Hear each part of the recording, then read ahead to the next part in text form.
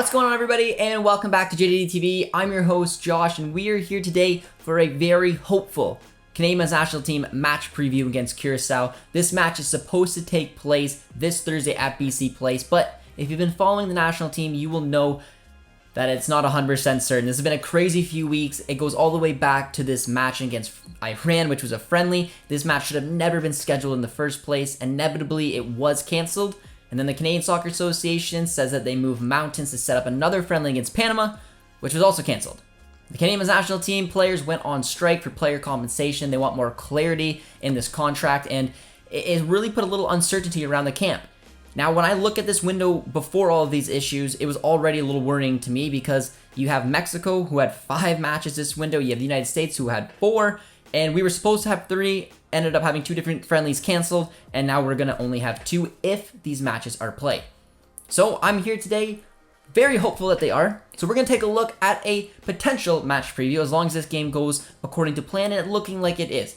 Because earlier today, we did get a tweet from Oliver Platt, and it did show, I guess, a little bit of optimism. It says that the Canadian men's national team is expected to train again this afternoon ahead of Thursday's match against Curaçao.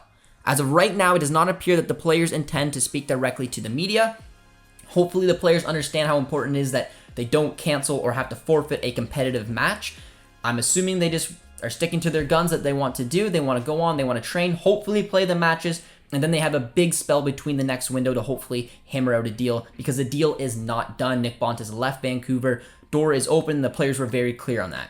But we're going to take a look at the upcoming match between the Canadian men's national team and Curaçao with, again, I keep using this word, the very hoping and hopeful idea that this match will get played. So let's first take a look what's happened with Curaçao. They've actually already played 2 matches in the Nations League so far, and they have won 1 and they have lost 1. They lost their first match against Honduras 1-0, and they followed that up with a 2-1 win over Honduras, and they actually sit first place in the table with a 1-0-1 record. And it's a pretty big deal for them. Curaçao is a tough team. They obviously weren't able to compete in the Gold Cup, which was unfortunate, but now they're going to have the opportunity to show just how good of a nation that they are. And when I look at the Canadian men's national team, this is a big opportunity at BC. It's a homecoming in a way for Alphonso Davies. Obviously, he had his other homecoming when he was in Edmonton, but this is where he kind of made himself. At BC Place for the Whitecaps. He can be very, very excited to take on Curaçao, and I'm really looking forward to taking a look at him. And one of my favorite things to do in these previews is take a look at my predicted starting 11. So I don't exactly know what they're going to do, because I actually thought if this Iran match was going to happen, that was where the focus, the heavy artillery was going to get put, and then they were going to spread out the Curaçao match and then go back with a strong 11 against Honduras. But now, since there's only 2 matches, you have to assume that more than likely both starting 11s are going to be relatively strong. So this is a starting 11 I came up with. I think that John Herman will probably go with a 4-4-2, maybe a 3-5-2, but in my case, this is kind of a pretty adaptable and versatile system, and I'm gone with the 4-4-2 today. In goal, we have Milan Borjan, right back Alistair Johnston, center back Stephen Vittoria and Kamal Miller, left back Samuel Adekubi. At right mid, you got Tejan Buchanan. The 2 center mids, I went with Mark Anthony Kaye and Stefan Eustachio, with left mid Alphonso Davies, and up front it leaves Kyle Larin and Jonathan David.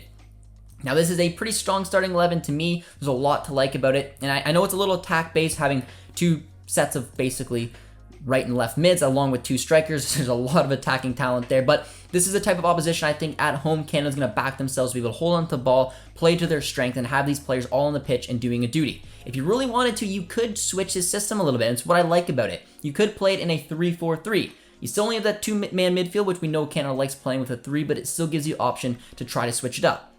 I don't really see it happening because, again, the Kyle Larin situation, we haven't seen him play on the wings for the Canadian men's national team, but just hear me out. This could switch to a 3-4-3 potentially in transition, where you see Milan Borjan in net. At right wing back, Tejan Buchanan, where we know that he plays as a wing back for Club Bruges, but on the left-hand side. Alistair Johnston then tucks into the outside right center back with Stephen Vittoria and Kamal Miller. Your left wing back is Samuel Adekubi. Your 2 center mids, again, Kaye, Eustachio. Regardless of system, they will be the 2 center mids. And then your wingers looks like Kyle Larin on the right, Alphonso Davies on the left, and Jonathan David up front. So pretty interesting system for me. I more than likely this isn't going to be what John Herman plays this, because as we know with John Herman, he's very difficult to read.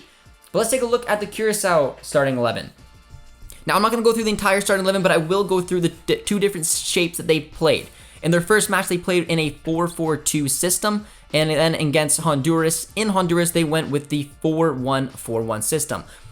I'm going to assume that they're probably going to go with the 4-1-4-1 system again. And 2 players I really want to highlight is Vernon Anita as well as Leandro Bacuna. These 2 players are very talented in the midfield. It's going to be a tough midfield battle. And I think if Curaçao can do some damage to this Canadian men's national team, especially if they play with a 2-man midfield, it's going to be between those 2 players shutting down Canada, moving in transition, and having a little bit of creativity. With Bacuna finding a little bit of form and scoring in the last match, it's going to be relatively exciting. So the 2 key matchups are those 2 midfielders, and I'm going to pair them up with Marc-Anthony Kaye and Stefan Eustáquio. Eustáquio is the player who pulls all the strings. We know how important he's going to be, and having to shut down a creative player like Bacuna will definitely be a plan.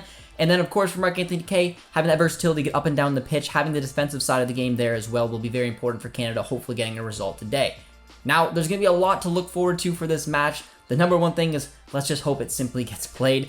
We will be doing a watch along for it as well, so we're hoping you guys will stay up late with us. It's a 10:30 Eastern Daylight Time kickoff, so it's a late one, but I will be doing a watch along. I hope to see a lot of you guys there. I'm just really excited to see these guys back on the pitch, back training, hopefully back playing, because this has just been a wild few weeks. It's been very frustrating for me as a fan after this incredible rise. And then this just kind of hold up. We want to see our national team on the pitch. That's the most important thing. This is a good matchup against Curaçao and Honduras. And in my opinion, this is actually a pretty strong group for the Nations League. And right now, it's a bit of a blessing in disguise for Canada with 2 friendlies canceled. So with that being said, guys, hopefully you guys do enjoy this. Give me your guys' score predictions down below. I think it's going to be a tough one. I don't think Curaçao is going to be a pushover. I'm really excited to see how we match up. But I am going to go with a 2-1 win. I think it'll be close. I think we'll concede 1. But we'll get the job done in the end. So guys, hopefully if you enjoyed this match preview, as always, be sure to drop a like, drop a sub as well, and we'll see you guys in the next one. Cheers, friends.